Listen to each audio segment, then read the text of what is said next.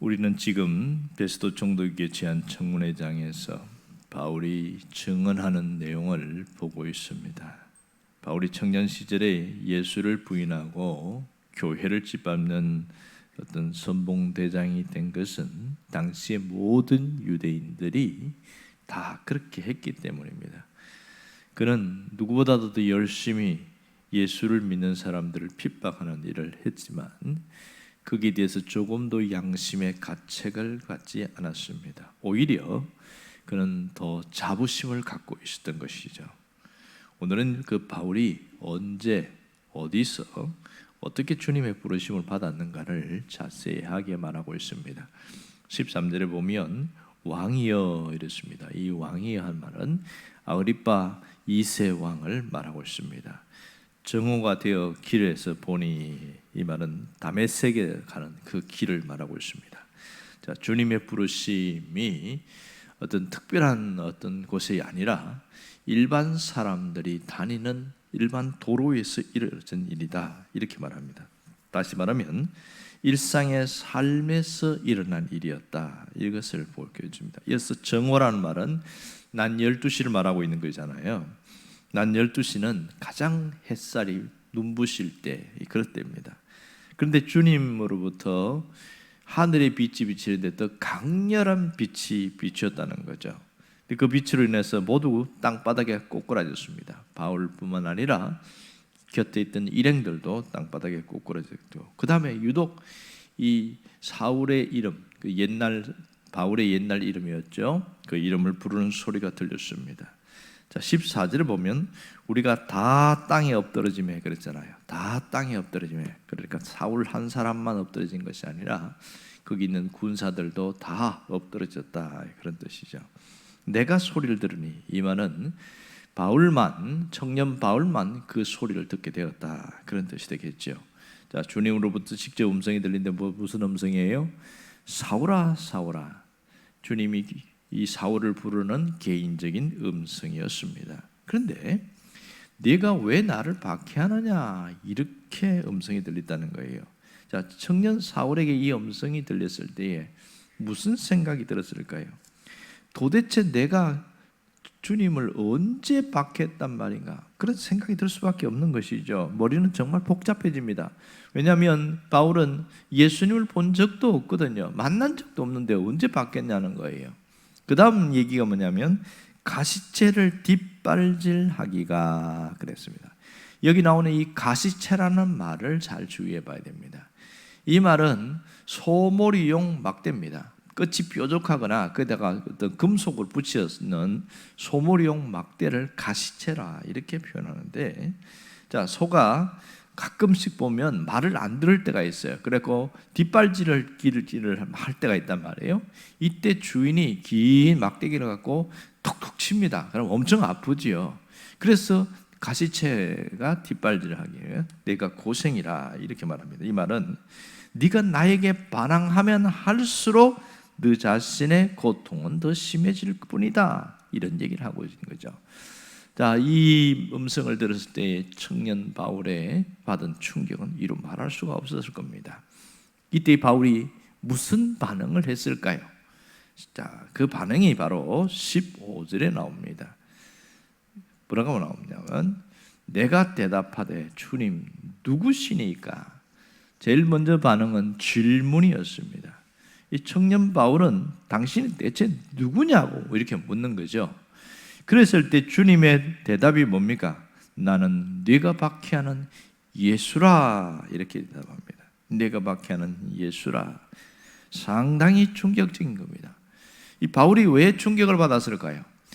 주님을 한 번도 만난 적도 없고 뵌 적도 없는데 주님을 박해했다고 하니까 이 말이 안 되는 거죠. 이 일이 지금 어떤 깊은 산속이나 기도원이나 특별한 곳이 아닌 이 한낮 사람들이 다니는 그 길에 낮 12시에 일어난 일들입니다. 자, 청년 바울이 몰두한 일상의 삶이 어떤 삶이었어요? 그는 어떻게 하든지 간에 그리스도인들을 짓밟고 감옥에 가두는 그 일들이 자기의 삶이었습니다. 그런데 예수님이 이런 말씀을 하시니까 상당한 충격을 받게 된 거죠. 두 가지입니다. 하나는 자신이 그토록 부정했던 나사렛 예수라는 분이 약속하신 메시아라는 것에 대한 충격이 있었습니다. 또 하나는 자신이 예수님을 박해왔다는 사실을, 이 말도 안 되는, 언제 내가 예수를 박해했느냐, 여기에 대해서도 충격을 받은 것이죠. 여러분, 주님을 한 번도 뵌 적이 없는데 예수님의 존재 자체를 부정했던 이 바울이 누구를 박해했습니까? 예수 믿는 사람들을 박해했는데 그것이 곧 예수님을 박해한 것이다, 이렇게 얘기하고 있는 거단 말이에요. 그러니 자기가 하는 일이 곧 주님을 박해하는 일이라는 것을 깨닫고 충격을 받은 것이죠.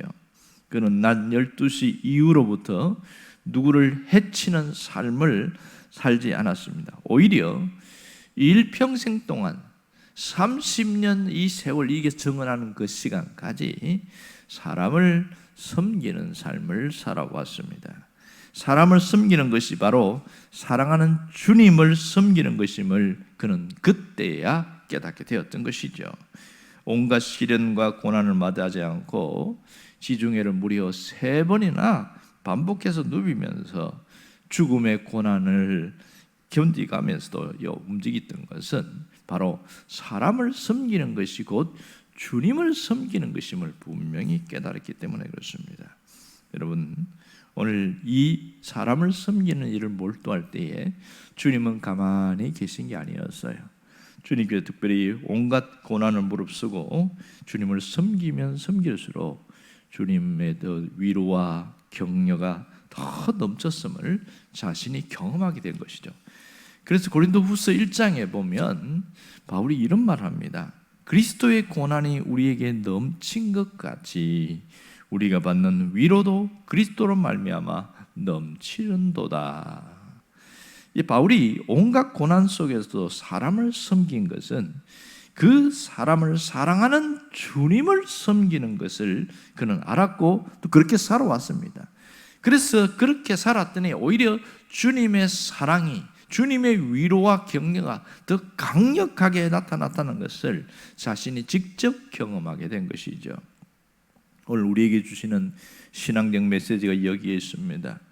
우리가 주님의 부르심에 보답하는 것은 바로 사람을 섬기는 삶을 시작하는 겁니다.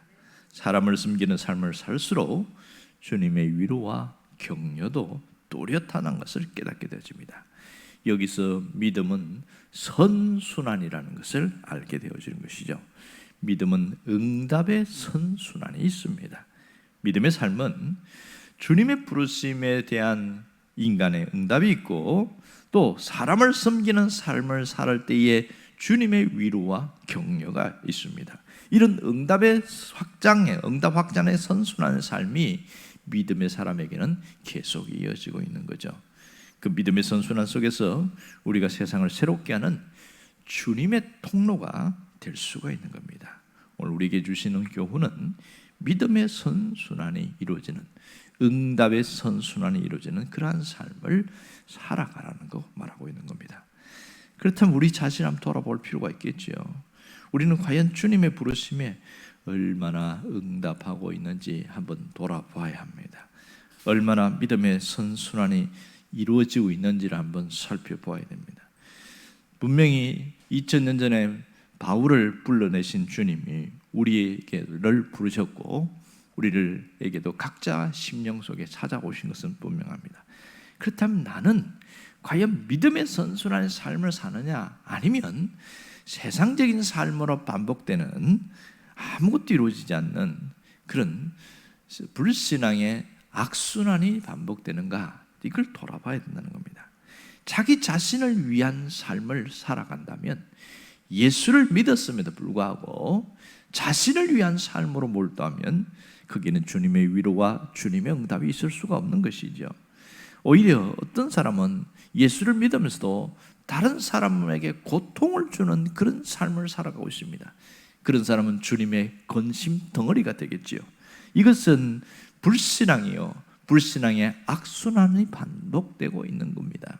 이러한 삶에는 주님의 역사가 있을 수가 없는 것이죠. 정말 구원의 은혜를 기억한다면 믿음의 선순환이 이루어지는 그런 삶을 우리가 살아야 합니다. 바로 사람을 살리는 그런 자로 살아가야 한다는 것이죠. 주님은 보이지 않지만 우리의 삶을 세심하게 관찰하고 계십니다. 사람을 살리는 사람으로 살아갈 때에 거기에 주님의 위로가 있고 주님의 응답하심이 있습니다. 오히려 더 강하게 우리를 붙드시는 하나님의 역사가 나타나게 되어집니다.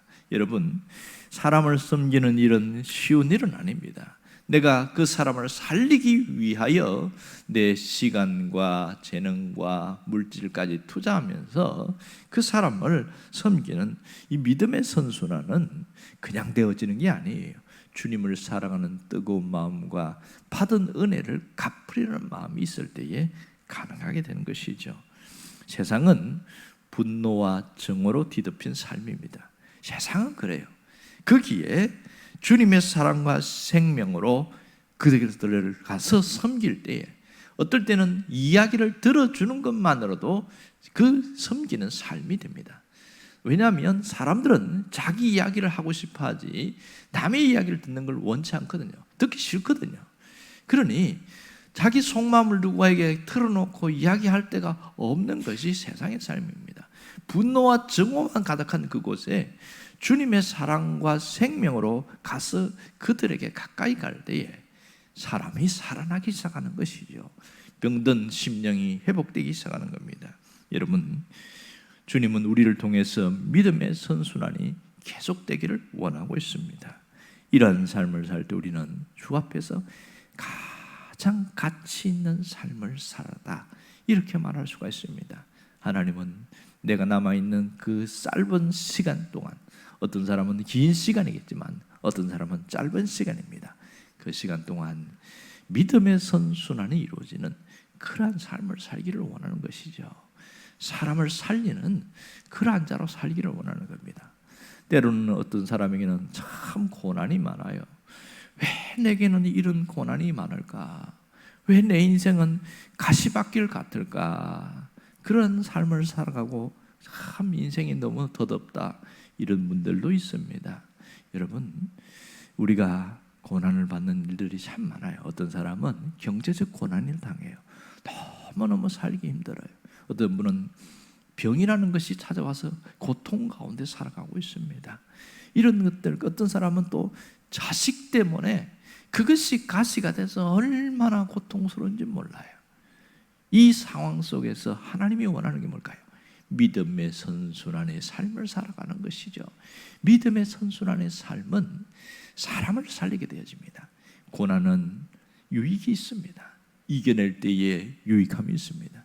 여러분, 잘 보여주는 게 누구지요? 가장 대표적인 것이 요셉이었어요. 요셉은 억울하게 팔려갔어요. 그것도 형제들에 의해서 인신매매 당했습니다. 아무도 모르는, 한 번도 가본 적이 없는 이집트라는 것에 끌려가서 종으로 살아가는 그 삶이 얼마나 억울하고 고통스러운지, 일반 사람 같으면 거기서 하나님 다 던져버렸을 거예요. 하나님이 있긴 어디 있어? 하나님이 있으면 나한테 이런 고통을 줄 수가 있겠냐?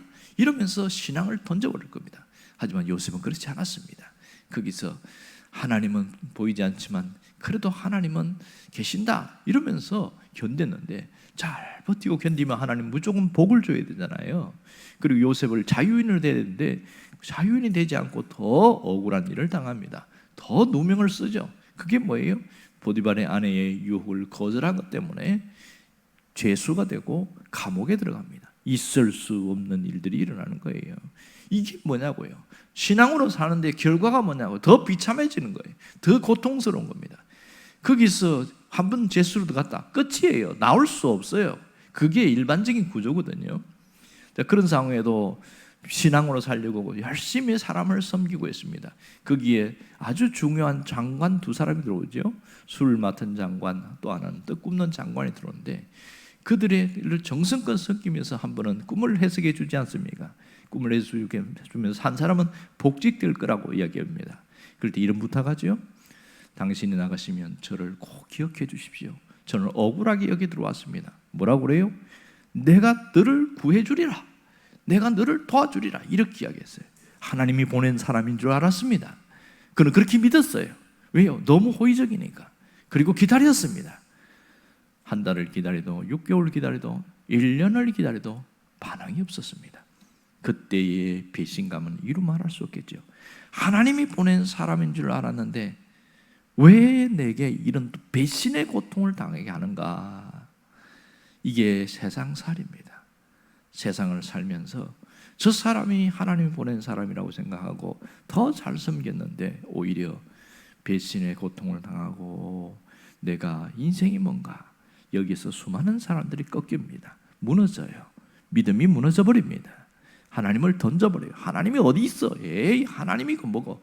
던져버립니다. 그런데 요셉은 그렇게 살지 않았습니다. 그 가운데서도 억울하고 분하고 화가 나지만 다시 정신을 차리고 하나님 뜻이 있겠지, 그러면서 신앙을 지킨 거예요. 참 놀랍지 않습니까? 아무도 없는 그곳에서 하나님을 놓치지 않는 것은 정말 어려운 일입니다. 세월은 흘러갔어요. 2년이 됐을 때에 하나님이 엄청난 일을 행합니다. 그건 우리가 성경을 통해서 너무 잘 알고 있지 않습니까? 요셉이 잘한 게 뭐예요? 그는 사람을 섬기는 일을 했습니다. 믿음의 선순환이 이루어진 것이지요. 그랬더니 하나님이 그를 위로하고 격려하는데 그것이 그를 높이 세운 거였습니다. 이것이 보여주는 게 뭡니까? 우리가 세상을 살면서 각자 맡은 자리, 각자 처한 상황에서 엄청난 고통이 있고 어려움인데 그곳에서 내가 있는 그 자리에서 사람을 섬길 때에 믿음의 선순환이 이루어지게 되고 하나님의 응답이 있다는 겁니다. 하나님의 위로와 격려가 있다는 것을 알아야 됩니다. 그 가운데 하나님은 역사하셔요. 눈에 보이지 않는 하나님이 우리 삶에 오셔서 세심하게 우리를 이끌어 주시고 응답의 역사가 나타나는 것을 기억하시기 바랍니다. 여러분이 마지막 날까지, 나의 생의 마지막 날까지 주님을 끝까지 섬기고 사람을 섬기는 이 믿음의 선순환이 이루어지는 그런 가치 있는 삶을 살아갈 수 있기를 주의 이름으로 축원합니다. 기도하겠습니다.